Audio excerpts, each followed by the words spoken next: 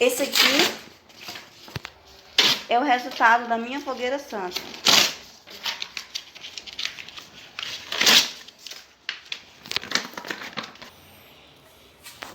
É a verdadeira fogueira santa.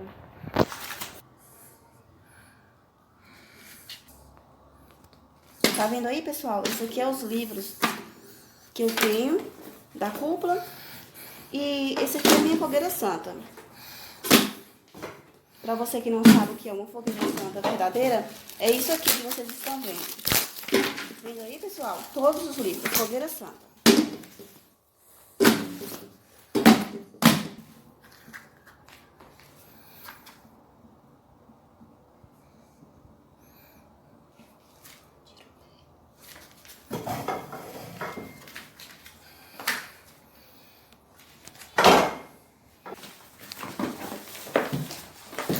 Pronto, esse aqui foi a minha fogueira santa.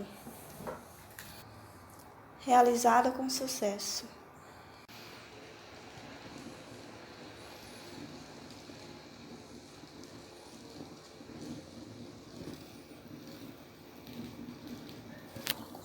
Não, tá bom.